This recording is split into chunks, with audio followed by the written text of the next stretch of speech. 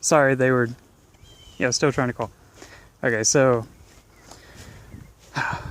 the one might be arguing, like, say if you're trying to, watch a movie, something simple like that. Then, the 8 might want to watch like an action movie, and the 1 might be like, but that's not having a good impact on the world, and then they might start getting into this argument, this discussion about like what they should be spending their time doing, and the 9 will be like, both of you guys chill out, let's just watch it, and like, try to see where the other person's coming from. The 1 look at, the 8's probably just wanting to have some type of, fun in their life, or get some ideas about like, they're deep down just wanting to make sure no one can do any of that to them. And,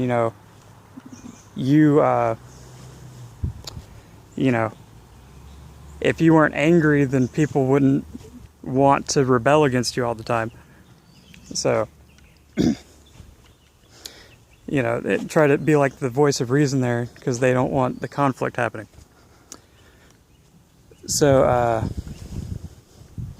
that's the basics for the terminology of the numbers, but also you need to know the wings, which is any of the number types can have a wing towards the one right next to them in that sequence. So a 1 can be a 1-wing 9 or a 1-wing 2. A 2 can be a 2-wing 1 or a 2-wing 3, and so on and so forth. There's not like a 1-wing 7. But the connections you have to that are either the tri-type or line of integration or disintegration. Okay.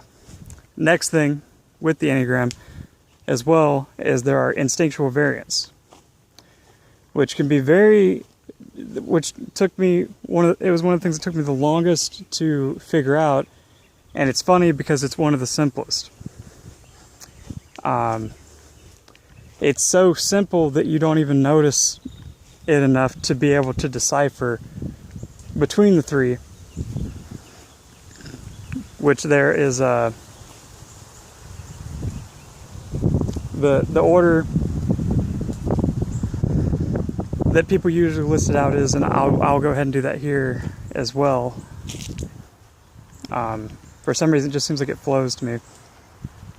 Is you have self-preservation first, the sexual instinct or 1-to-1, or kind of like your connection instinct, and the social instinct, which has to do with you instinctually being driven towards monitoring and watching what's happening in groups, but not just watching them, but with a concern, a legitimate concern for where you stand in it, and looking at what types of things they expect you to do to be able to stay in that group, and then making sure that you do those things to be able to stay in that group. And if you are like antisocial, then it's possible that you can be noticing so much what that group expects of you, and then you doing the opposite. But then you'll probably go to try to be in a group that tries to do the opposite as well.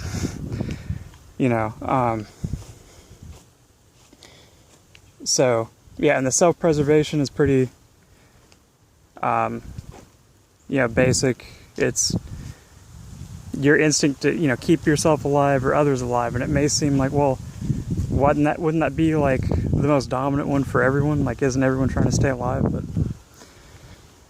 some people will put, it's more like the self-preservation people can really do it, or kind of make sure they have it ahead of time before there's a concern, before there's an actual issue of safety, I guess is the best way to see it. Whereas like if you have it second, you'll kind of just do what you need to do when it comes up, and then last you just will kind of leave it to other people, or you won't really look after your own safety unless you're aware of it, which you'll be able to tell by how much concern you deep down really have towards the other two. So, yeah, for me, I'm an SXSP, so instinctually, I will choose, like, and my energy and everything will work better. Like, I'll just look healthier, more in my element when I'm doing things that I am actively engaged in, like really connected to. Whereas, you know, like a self-preservation person, they would look that way when they're doing things that allow them to survive, or same for the social instinct. But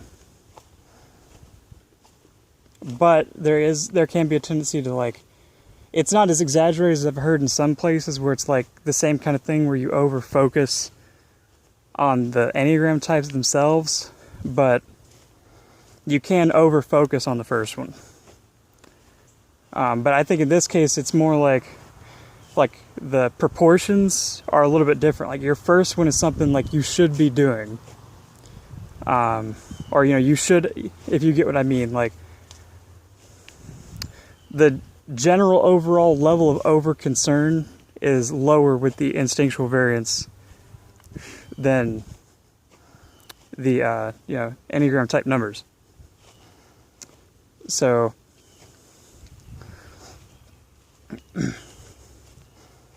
you know, don't put it on this, you know, whichever one's first you're like super hyper, like you're obsessing over or whatever. Even though that was confusing in my case because I'm sexual instinct first, so I was thinking that, you know, that need for connection was kind of getting mixed up with me thinking that that's what it was saying. So I feel like it's important to make that distinction. Alright, so yeah, that pretty much covers the Enneagram. And let's try to do the astrology in 13 minutes. Okay, so need to know, you know what signs are most likely, or you know what they are, you know, you may have heard of what planets are. Most general people have not heard what a natal chart is, but it is a chart that's given to you based on when you're born to, you know, determine that that's according to like where everything was in the sky, that is who you are, or that is the snapshot of your personality.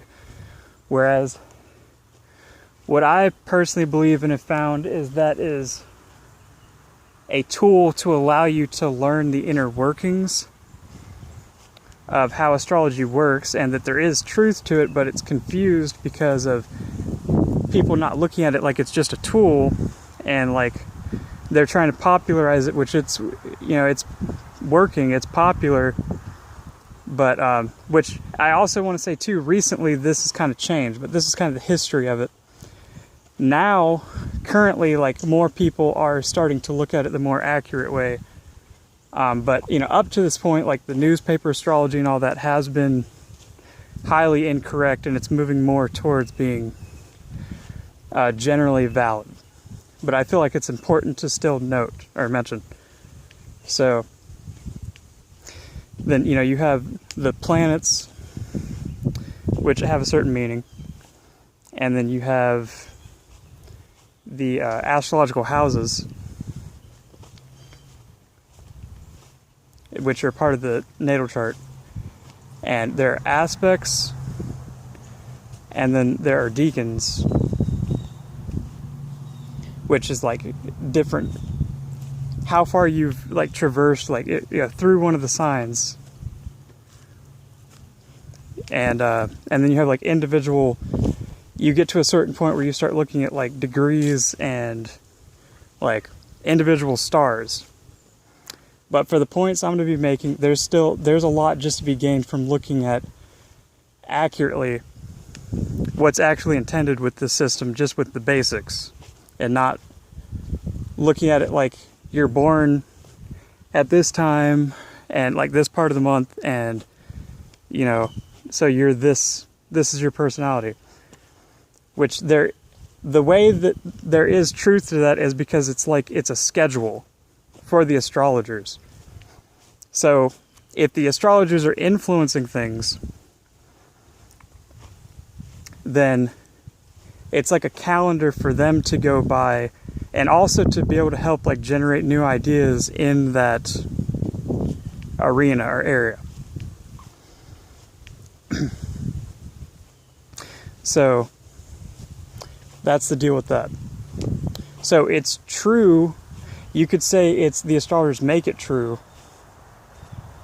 But if you don't know about it, it's also being made true for you as well, just because the level of information that you get from astrology supersedes the information you get from everywhere else, because there's so many things to consider, and you can go so deep with it where you can't with other things, that astrologers become in general more wise or more knowledgeable, because there's just so many different things to consider in general, and so many things like thrown at you from so many angles that, you know, once you get a grasp of how it all interconnects, of course you influence, like, of course you're the biggest influencer, because no one else is, not many people are on that level of really looking at all those things from all those different angles. So you see what I mean? It's deserved. It's not like it's used to be like people treat it like someone's reading your tarot or whatever, and, they're trying to trick you into giving them the money. It's, no, if someone really gets this stuff, like, they're just like on another, like, no offense to people that aren't or anything, but like they've contemplated more in general, at least most of the time, because they have a bigger frame of reference to pull from. Like, for instance, okay, with all these different moving parts here, you have the signs, then you have the planets that rule those signs, and then you have all the different areas of life in which all those signs and planets are operating in. And then you have degrees. So let's start doing the math here. Which, by the way, we're talking about the planets in the sky and the universe. So good luck putting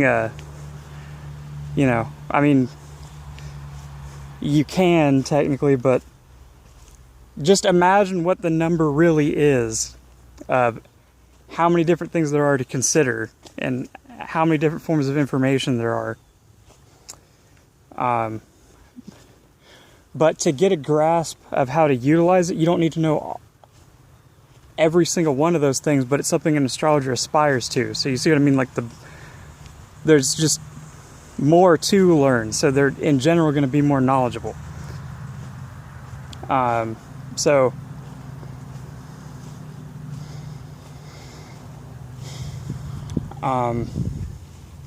then you have aspects between the planets, but you just need a general idea of what these are and just how they work to really be able to keep up with, because the astrologers are humans too. And like I said, they use it as a schedule. So, you just need to make sure you don't,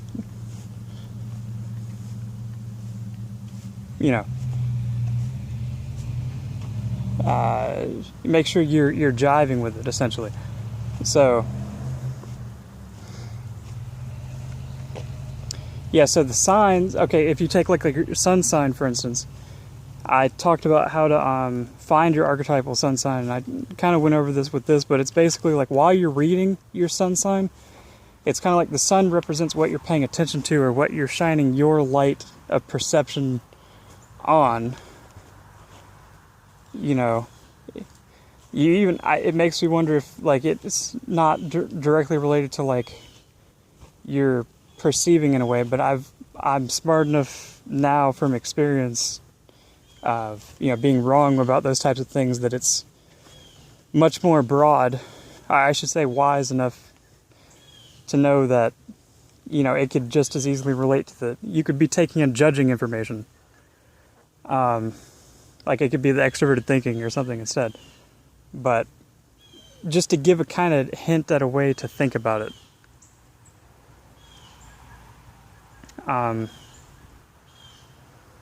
You know, the sun sign is whichever sign you're learning about at that moment. So it's technically right no matter which one you're reading. And even the astrologers know this. But you can choose, you can move around, you can choose which area of your life you're participating in. You know, are you doing something on a whim? Are you paying attention to your body? Are you in a difficult situation? You know, whichever thing is happening, or all together, which would be, you know, all the things coming together, the planets and everything, and the signs.